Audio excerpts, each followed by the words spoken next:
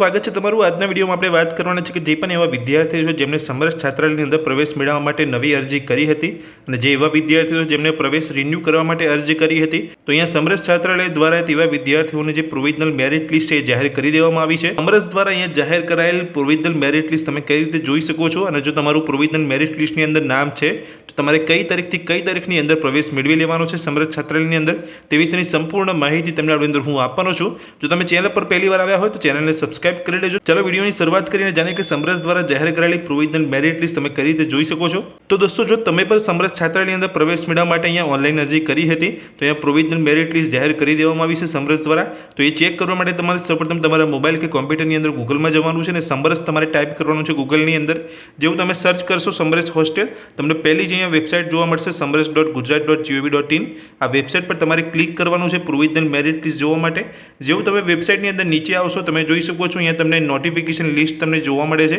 એ notification લિસ્ટની અંદર તમારે જોવા માટે અહીંયા રીડ મોડના બટન પર તમારે ક્લિક કરવાનું છે।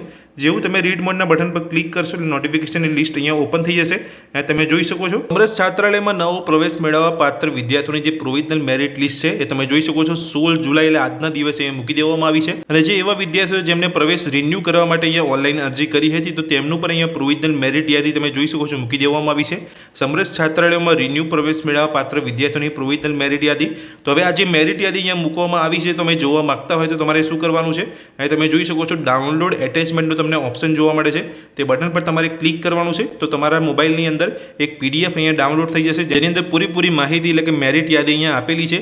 જે મેરિટ અહીંયા 425 પેજની છે તેની અંદર તમે જોઈ શકો છો કે તમારું નામ છે કે નહીં એટલે તમને સમરસ છાત્રાલયની અંદર પ્રવેશ મળ્યો છે કે નહીં એ મેરિટ યાદીની અંદર જોઈને તમે માહિતી મેળવી શકો છો કે તમને પ્રવેશ મળ્યો છે કે નહીં। એ જ રીતે અહીંયા નીચે બીજી મેરિટ યાદી આપેલી છે જે વિદ્યાર્થીઓએ પ્રવેશ રિન્યૂ કરવા માટે અહીંયા ઓનલાઈન અરજી કરી હતી તો અહીંયા મેરિટ યાદીની અંદર જોઈને એ પણ માહિતી મેળવી શકે છે કે તેમનો અહીંયા પ્રવેશ રિન્યૂ થયો છે કે નહીં સમરસ છાત્રાલયની અંદર। આપણી અહીંયા એટેચમેન્ટ આપેલી છે ડાઉનલોડ કરીને વિસ્તારમાં માહિતી જોઈશું। સમરસ છાત્રાલયની અંદર જો તમને પ્રવેશ મળ્યો છે મેરિટ યાદીની અંદર તમારું નામ છે તો તમારે સમરસ છાત્રાલયની અંદર કઈ તારીખથી કઈ તારીખની અંદર પ્રવેશ મેળવી લેવાનો છે। ડાઉનલોડ એટેચમેન્ટના ઓપ્શન પર ક્લિક કરશો એટલે તમે જોઈ શકો છો અહીંયા સમરસ છાત્રાલયની જે અહીંયા મેરિટ યાદી મૂકવામાં આવી છે એ પૂરી અહીંયા ડાઉનલોડ થઈ ગઈ છે મેરિટ યાદી। નીચે તમે જોઈ શકો છો પૂરી માહિતી અહીંયા આપવામાં આવેલી છે તો તમે જોઈ શકો છો સમરસ છાત્રાલયમાં નવો પ્રવેશ મેળવવા પાત્ર વિદ્યાર્થીઓની પ્રોવિઝનલ મેરિટ યાદી। સમરસ છાત્રાલયમાં ઓનલાઈન મળેલ અરજીઓ તેમજ ઉપલબ્ધ ખાલી જગ્યાઓના આધારે રાઉન્ડ 1 ના પ્રવેશ મળવા પાત્ર વિદ્યાર્થીઓની પ્રોવિઝનલ મેરિટ યાદી નીચે પ્રમાણે છે। આ યાદીમાં સ્થાન પામેલ વિદ્યાર્થીઓએ 17/7/2025 થી 31/7/2025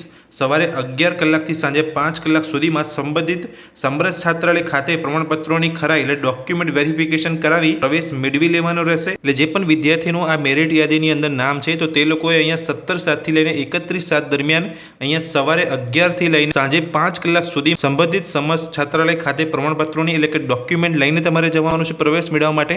17 તારીખથી લઈને 31 તારીખ વચ્ચે તમારે અહીંયા પ્રવેશ મેળવી લેવાનો છે। જે પણ તમારું સમરસ છાત્રાલયનું નામ અહીંયા તમને જોવા મળે છે મેરિટ યાદીની અંદર। જ્યારે પણ તમે જે સમરસ છાત્રાલયની અંદર પ્રવેશ મેળવવા જાઓ તો તમારે ડોક્યુમેન્ટ બધા જ લઈને જવાનું છે। જે પણ તમે ડોક્યુમેન્ટ અહીંયા ઓનલાઈન અરજી કરતી વખતે તમે અપલોડ કર્યા હતા તો અહીંયા જે પણ વિદ્યાર્થીઓના નામ છે મેરિટ યાદીની અંદર તે લોકોએ અહીંયા 17/7 થી લઈને 31/7 દરમિયાન અહીંયા એડમિશન મેળવી લેવાનું છે। બીજી માહિતી આપી છે જે સમરસ દ્વારા અહીંયા જોઈ શકો છો નિયત સમયમાં હાજર ના થનાર વિદ્યાર્થીઓ પ્રવેશ રદ કરવામાં આવશે। જે વિદ્યાર્થીઓની સંબંધિત સમરસ છાત્રાલય ખાતે પ્રમાણપત્રોની ખરાઈ પૂર્ણ થયેલ હોય સમરસ છાત્રાલય ખાતેથી પ્રવેશ કન્ફર્મ કરવામાં આવેલો હોય તે વિદ્યાર્થીઓને સંબંધિત સમરસ છાત્રાલય ખાતેથી નિયમ અનુસાર પ્રવેશ આપવાની કાર્યવાહી કરવામાં આવશે। આ યાદી ફક્ત કામચલાઉ છે જેના આધારે કોઈપણ અરજદાર પ્રવેશ અંગેનો હક દાવો કરી શકશે નહીં। યાદીમાં સામેલ વિદ્યાર્થીઓને ઓનલાઈન અરજી સાથે રજૂ કરેલ તેમજ વેબસાઇટ પર પ્રસિદ્ધ કરેલ સૂચનાઓ મુજબના પ્રમાણપત્રો ખરાઈ કરી સંબંધિત સમરસ છાત્રાલય ખાતે નિયમ અનુસાર પ્રવેશ આપવામાં આવશે। એટલે જ્યારે પણ તમે અહીંયા અરજી માટે ડોક્યુમેન્ટ જે પણ અપલોડ કર્યા હતા બધા ડોક્યુમેન્ટ તમારે લઈને જવાના છે। જ્યારે પણ તમે તમારી જે સમરસ છાત્રાલય તમને અહીંયા જોવા મળે છે યાદીની અંદર મેરિટ યાદીની અંદર એ સમરસ છાત્રાલયની અંદર તમે જ્યારે પ્રવેશ મેળવવા જશો તે બધા ડોક્યુમેન્ટ તમારે સાથે રાખવાના છે। કોઈ અરજદાર પાસે ઓનલાઈન આધાર સિવાય કોઈ વધુ ચકાસણી માટે અન્ય કોઈ પણ આધાર પુરાવાની જરૂર જણાય તો સંબંધિત સમરસ છાત્રાલય અધિકારીને રજૂ કરવાના રહેશે। સાથે જોઈ શકો છો આ પ્રવેશ એક શૈક્ષણિક વર્ષ પૂરતો માન્ય ગણાશે। ત્યારબાદ જૂના અને નવા તમામ વિદ્યાર્થીઓએ ફરજિયાત પ્રમાણે ઓનલાઈન અરજી કરવાની કરવાની રહેશે। એવી તમે પીડીએફ અહીંયા ડાઉનલોડ કરશો તો આજે મેં તમને માહિતી આપી એ તમને જોવા મળશે।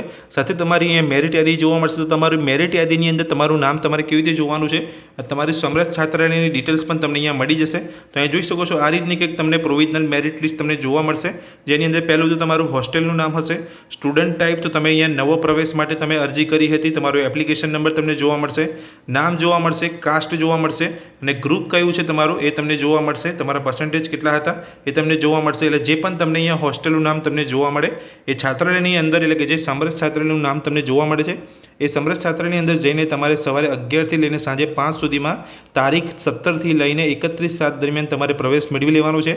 જે પણ તમે ડોક્યુમેન્ટ અપલોડ કર્યા હતા એ ડોક્યુમેન્ટ તમારે લઈને જવાનું છે તે હોસ્ટેલ પર જઈને પ્રવેશ મેળવવા માટે।